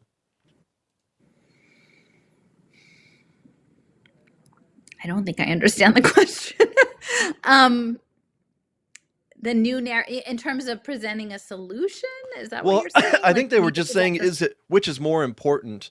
I mean, it seems to me like both things are important. What's more important, creating an alternative narrative, a different story, versus educating people about what's coming and what's actually. I'm thinking that's what they're asking. Well, I mean, I think we need a new narrative, or you're not going to be able to explain what's happening. Right. That's what I'm trying to offer, is to say that for so many of the people in the resistance space who are imagining that, as I said, just as I mentioned before, David Martin, I have the slide that has the people who are behind this. I'm like, well, then if that's how you view this thing, then you don't understand it as systemic and structural. The way I look at it is that it's systemic and structural and goes back centuries, which doesn't mean we get out of it immediately, but it means that we actually have to understand that at a baseline, and that understand that we are all implicated. I mean, I had another Twitter exchange with someone who was like, we want to find out who's responsible. Who's responsible? Like you could decide who's responsible. I mean, there's clearly people who are worse actors in this equation than not, but what you're trying to do is, to what end? To cast blame and then say, okay, well, we've identified the responsible parties, because literally in the 6 degrees of Kevin Bacon, probably I would say like 4 out of 6 people are in some way responsible for this problem in some tiny respect. And if we're going to fix it, we actually all have to own up to what our responsibility in it is. and to make that difference. So that's a very different narrative than what most of the resistance is putting out. Most of the resistance, as I see it, is like, here's some small group of people that we can identify as being the problem. But meanwhile, I'm still very invested in like all of my own biotech patent programs. It was just those patent programs that were the problem, or, those people. And I'm like, I don't know. Like, to me, it's big. And a lot of people aren't comfortable owning up to the scope at that level. And I'm not here to wag my finger at you and say you have to, but that's the path that I'm on. And I think that there's not a majority of people who are on that path, but I think there are people for whom it resonates. And I'm not saying that from like a woke cancel culture, guilty, shut up, sit in the corner while we fix it. It's like we actually all have to figure out what to do next, understanding our positionality in this machine. Right. Does Alison know French economist Liliane Held Kawam? Khawam. I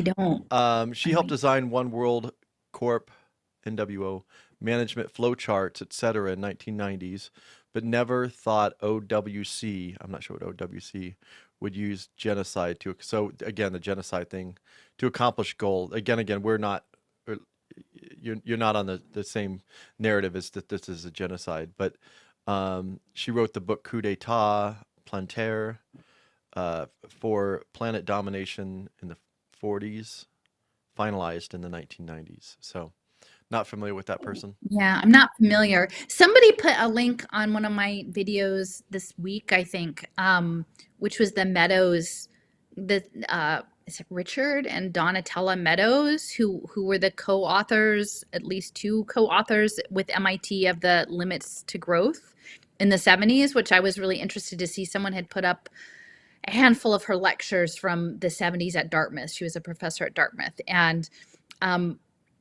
so she was very much about systems thinking. A lot of this stuff is tied in with management apparatus and systems thinking and cybernetics.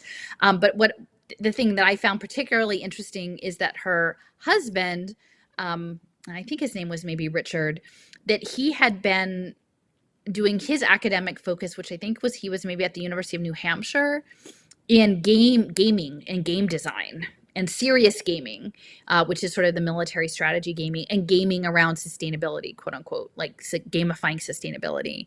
And one of the things that I was actually had mentioned with someone earlier this week, I was, we're looking at UBI and these apps and these investment apps. And I think increasingly, like, if you imagine universal basic income matched up, like coming through a central bank digital currency in a digital account, and then being connected to potentially investment apps in crypto that are tied to environmental social governance portfolios, that we could be potentially like creating, incentivizing many people in dire economic circumstances who are put on UBI to start doing gaming tied to sustainability in crypto, to like feed all of these data analytics. So like give people $1,000 and say like create essentially legalized gambling spaces, like gamble for sustainability, and make it all one big giant game, and then pull out all the data analytics on that too. So I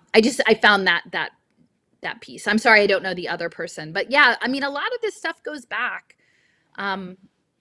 Yeah, technocracy theoretically is back to the late 19th century at least. And I mean, a lot of people it goes back to the mystery schools. It goes way back. Like, I don't have all of that information. Like, I could spend a whole like lifetime trying to do that. There are people who are far more expert in that area than I am. But definitely the 70s, the technocracy, the 50s, cybernetics, it's been building. So like I said, it's not something that just recently went wrong. It's the logical conclusion to something that's been building for quite some time. And again, mapping the Department of Energy, looking at nanotechnology, and seeing that like, hey, it seems like this National Nanotechnology Initiative is like the next Manhattan Project, only none of it's hidden.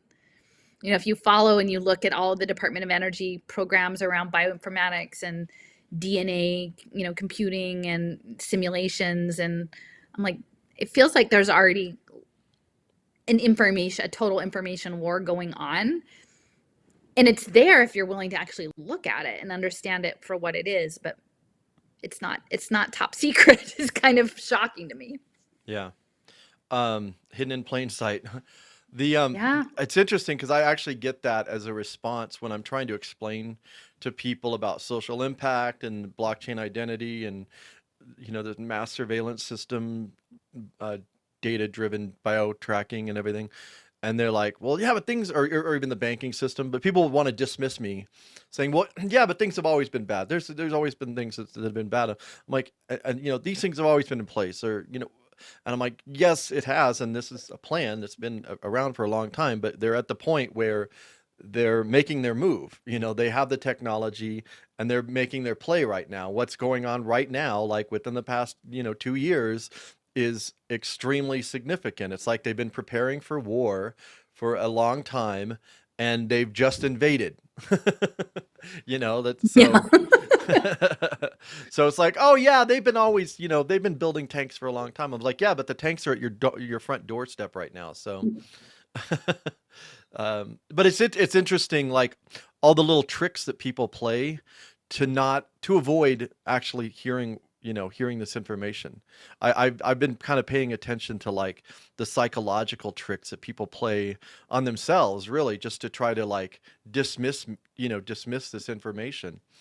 I don't know if you've encountered much of that, but I have. I mean, even going back to when I'm trying to explain to people the banking system, I'm like, forget about your debates about taxation.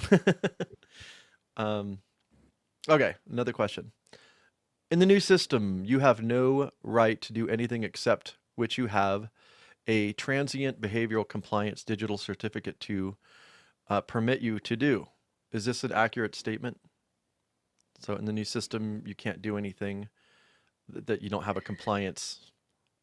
I mean, I think, and again, like I'm speculating, but it's a game.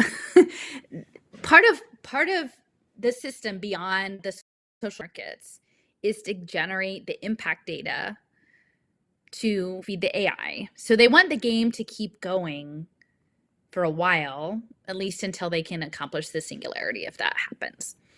I'm not saying that's going to happen, but I think that's their intended goal. That's what they think that they want to have happen. And meanwhile, as the game progresses, there's all of the bets that are being laid, which the hedge funds are the legalized betting. And so if you were controlled to the extent that you were like had a straitjacket about what you could do, there's not actually a choice. And then that's not a game. That's just a confinement. So I think part of the betting is going to be whether or not you comply.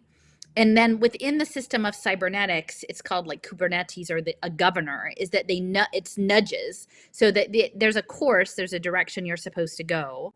And when you get off course, there'll be nudges to like push you like back on track. And so then the question will be betting on, do you go back on track when we nudge you? And behavioral economics is a central part of this whole system with Cass Sunstein and Richard Thaler. So my sense is that, again, based on my understanding of the game, that there would have to be some leeway or there would be no risk because it's risk analysis. It would just be punishment. It wouldn't be risk, and that this is all predicated on risk. And that I think in addition to the AI, they want people to know what it is to be human. And I think that's part of the whole behavioral economics is it's conditioned on, is it homo economicus? It's that the human will always do what is in their selfish economic best interests. And that's not actually true. And so then they have to figure out how to change up their equation because people don't always act in what's exactly logically their best economic interest, self-interest, because they're human and they're random and they're not all selfish all the time. They can be pretty selfish, but not all the time. So to me, the answer would be they are going to leave choice architecture in there because that's part of the coding and that's part of the risk profiling. It's not going to be necessarily great choices. Maybe some of them will be a choice of like a lot of not great options, but they need the choice to make the bets, in my opinion. And also too, they need the psychology of the people to see that this is like a system of justice, right?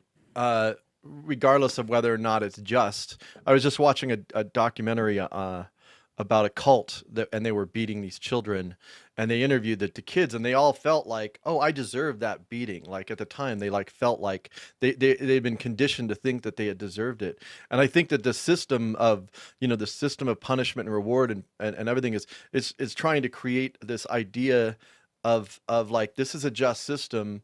And maybe that's not a good example of beating because that's kind of harsh, but I do think that the psychology there is important. There needs to be a perception there that this is a system of creating Oh, can I equality tell or you a something like personal that. story? Yeah, This go is for it. this is my personal story. So today's my birthday. Okay. Oh, happy And birthday! I didn't know that. thank you, thank you. And so I had a falling out with my mother in August, and so we haven't spoken since August. And but she sent me a birthday card, which was nice. And so I was going to try to be the bigger person, so I was going to call her and thank you for the birthday card. And so we had, you know, a very level conversation up to a point, and then she asked me about my job, and then I said, well, I left my job because of the testing protocol, because of, Biden's COVID testing protocol. I wasn't going to do that, which, in our case, any people, getting city money that you were supposed to like double mask and, submit to this testing once a week. And I wasn't going to do that. I couldn't in good conscience advocate for an organization that would ask people to do that. And it wasn't necessarily their choice. This was a Biden. This was a federal program, that they were in alignment with through the city. And so this is my mom. I mean, she essentially was simply supporting Biden over her child on their birthday, having to leave a job that they actually really cared about and I'd been in this job for 17 years. And so, and then her response was, well, you have a choice. You have a choice. And so I guess this gets back to like equally bad choices, right? But that was the justification, Jason, like when you're talking about there's a perception of justice was like, well, you could have made the choice that we wanted you to make. And for me, it wasn't actually a choice. I mean, It's you not could a theoretically choice. say it was Yeah. a choice, but it was a forced choice. It wasn't an informed choice that had, it was a punitive choice. So that didn't work out so well. At that point I was like, I think we need to ring off the phone now. This is my birthday. I'm not going to talk about this today. Yeah. But that like literally like my mother knows that I'm an intelligent woman, that I am a committed person, that I'm caring, and that you would align with kind of a cut rate politician, like not even a charismatic politician, over your own flesh and blood, like even just fake it, right? Like she could have forced herself to just say, I'm sorry that happened to you, Allison, period. Like you don't even have to weigh in, but like to her, she went automatically to, well, you chose. Yeah. You chose. And so I guess, yeah, the choice architecture is going to be baked in. Yeah. My mom is a big supporter of this narrative. And I asked her too. I was like, so, like you would support, because I don't want to get this shot, like you would support me not being allowed to go to grocery stores and me not being allowed to go to restaurants. And she said the same thing. Well, you have a choice. And I'm like, it hurts. It cuts deep. Like, cause you think your family's supposed to support you. But it's kind of crazy. There you go. Right. I mean, that's where we're at. So it is where we're at. All right. Well, okay. So we got more questions. How you doing on time? It's your birthday. You're spending your birthday. It's my birthday, and I gotta cook dinner. Yeah. So do you want to take a few more questions real quick? And 5 my time. Yeah, I can sure. I can read several at a time, and then you can. I can't do more than 2. Oh, that's right. Okay. Okay. I'm gonna read 2 questions, and then and I might cherry pick them here. I apologize if I skip over your question, but yeah, I want Allison to get to her birthday. So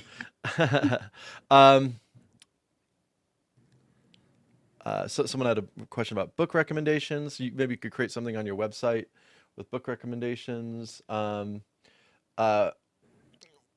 you're at Braiding Sweetgrass, give everybody a copy of Braiding Sweetgrass this holiday season. Robin Walkimmer, that's a good one. It'll get you over the hump. It's hopeful. That would be my Have you heard of the Shadowgate documentary about the hack twin by Dynology and the military-industrial complex? It's a millie.com. I don't understand what that is, but have you heard of the Shadowgate documentary about how to hack that was a while back. about how to hack your digital twin by Dynology? Okay, no. Someone asked about John Zerzan, who's kind of an anti-technologist guy. He's kind of a tear it all down sort of character. He believes that insidious cause of all systems and domination is division of labor, which is related to the Milgram experiment. Do you agree with that? So, okay. So I don't like do a whole lot of other watching of other documentaries, so I apologize on that. I do have to say, like, I don't know if it sounds like this isn't that kind of tech person, but there are a lot of people who claim to be whistleblowers or people who had been in tech who like just want to do it in a nice way, and so I'm always skeptical of those folks. I think the labor question, I mean, for me, it's about that we have to actually figure out what's going on with these global supply chains and debt finance and militarization. So until we address those elements, like, I don't think that we just get to, it's not just a labor question. And I think that's part of the problem with the left, is this idea, like, I wouldn't put it past most of the left to be totally fine with some sort of blockchain workforce development pipeline, which is not where I'm at this point. I mean, I guess that's why I probably lean more anarchist in that respect. Like, I mean, I think this idea of technicians running the economy, if it was done from within a Marxist frame or something, like, a ton of them would be on board with that, you know. Well, a lot of progressives are actually promoting public banking, but within the framework of what the comptroller nominee, it was the public proposing. ledger. The public ledger, that's right. Yeah, so it's they'll probably have the left and the progressives are definitely being co-opted for sure. Yeah. So totally. Real quick, I'll read. Go ahead. Did you have one more on that? Well, so I don't think that I mean, I think part of the conversation too is the automation of labor.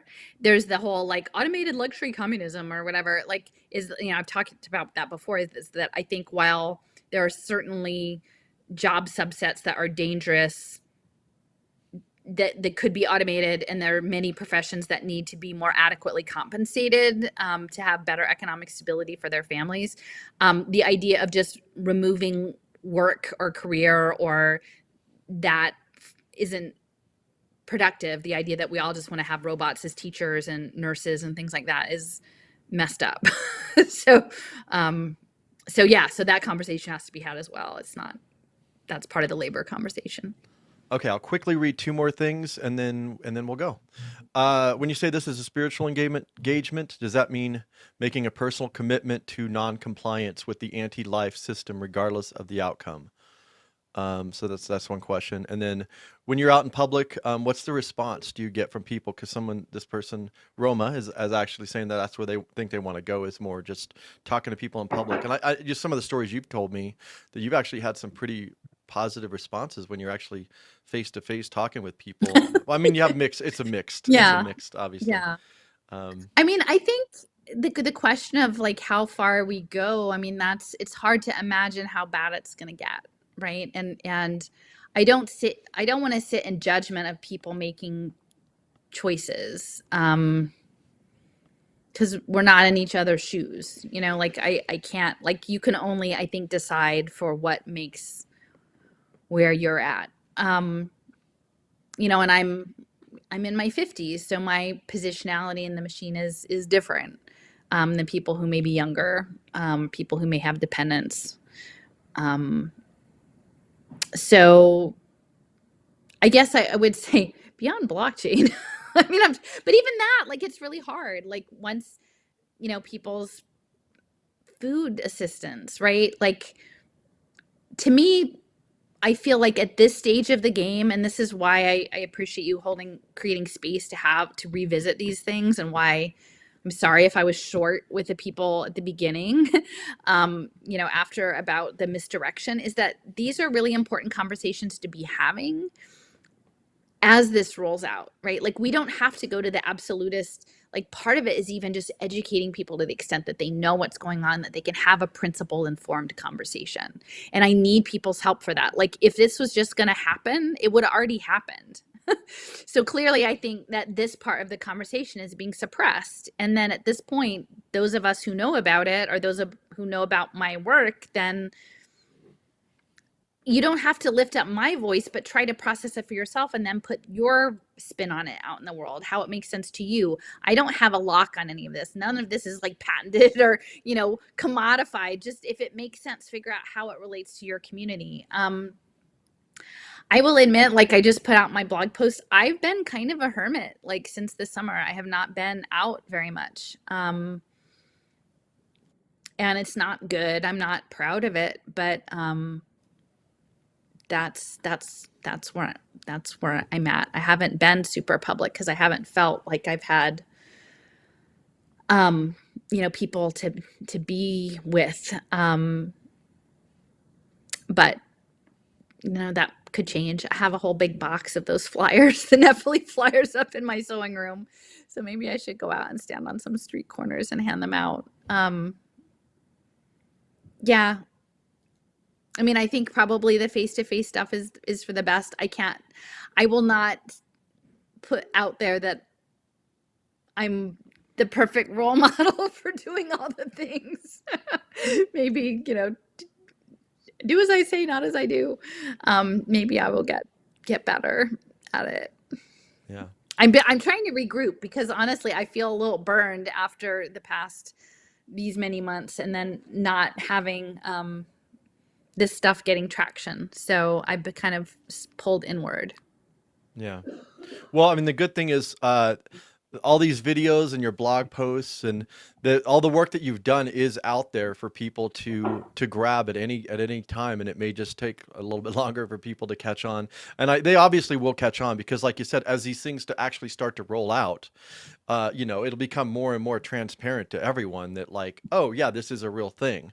Like when it's not out there, you're like, social impact investing. I'm looking around, I don't see any social impact investing. What are you talking about? So as they start to see it in the real world, just like my friend, I had a friend I was visiting in Tulsa, and she was like, Jason, I just honestly, I watched Alison stuff. I don't get it. Understand it. And then like that same day, like Mark Zuckerberg put out his creepy metaverse video, and I sent that to her, and she was like, "Holy shit!" And so like it was like that, like that she like made the connection. It's like, oh, okay, yeah, that is a real, okay, I get it. Like there's some crazy shit going down. It's a thing. So you never know what it's gonna click with people, and they're gonna get. But as it rolls out, it's gonna be undeniable. It's gonna be undeniable. And so, I'm grateful for your work. And I'm trying to like let go of the ego-y part. Like, again, like I want everybody to use this information, but it's, I'm trying not to let my identity get wrapped up in the information, but it feels hard to have this slog. Like I'm trying to figure out like, how do we like self-actualize or like keep going when you're not getting the feedback you were hoping for. Right. But right. Well, it's not about credit. Yeah. Well, happy birthday. No. If I would have known, I would have put some like balloons that would have come up on the screen with little explosions, and it would have been, it would have been very metaversey. Oh no, that's all right. I don't need to be metaversey. Well, but hopefully this makes sense for people. Like, I mean, I think we need to be having conversations because really the children are the focus. And I do want to sort of emphasize that this particular segment, it was looking at the home visits and the early childhood stuff and the online learning, and kids they have no informed consent. They can't give conformed consent. So we really need to figure out how to talk to our communities about what's happening, about that these seem almost unbelievable what's planned, but that we need to know. Like we need to know. Well, this is a conversation for another time, but there is a video that I think it might have been put out by the World Economic Forum, where it was like 2050 or whatever, and it was about children, and in this like scenario, children actually had a right to vote, like in the scenario. So I think there is a move to try to remove children away from their parents and saying no, these children are have rights in and of themselves with the state, separate from their parents. So that's a whole other thing that I Yeah. think needs to be looked at and researched further, because there's clearly. Well, there's a lot. And this goes back to sort of, I think, the indigenous framing and like the youth movement culture and the Greta framing is that this empowering of youth voice. And I was even seeing this in the garden and the philanthropy space is like youth voice, youth voice.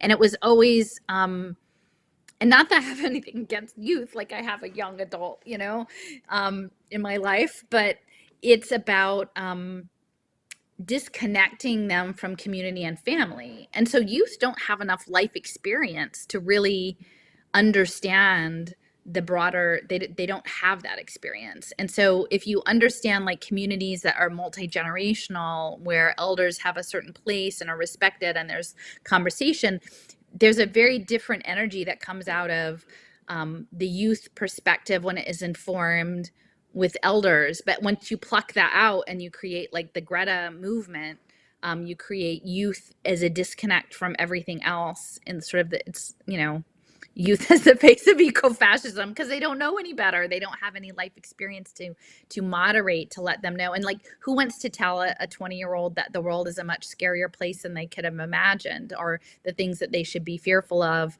are different than the ones that they've been groomed to think they are.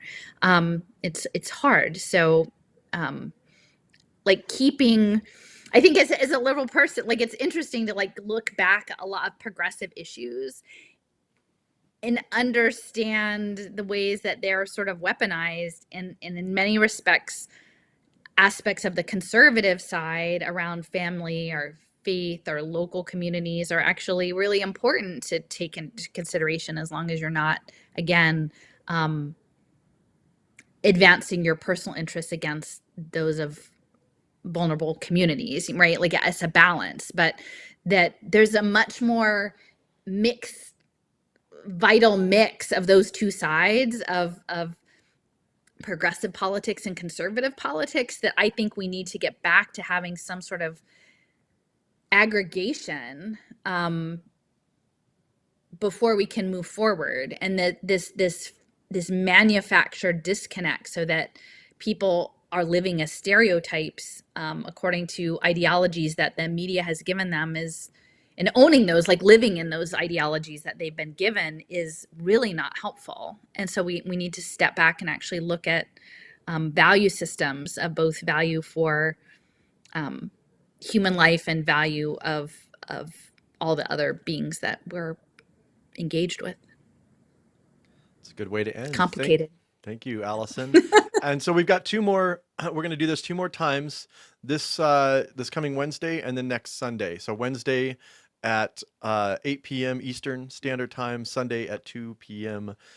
Eastern Standard Time. So come back and join us again. Please, because it's the last sections that no one listens to. Yeah, so that was the whole reason why I did this, is because the first video has like 50,000 views, and then like the last video has like 8,000 views or something. So I was like, people didn't watch the whole things, and there's a lot of good stuff. And I know it's a long thing, but there is a lot of good stuff in that conversation that we had. So yeah, stick around for more.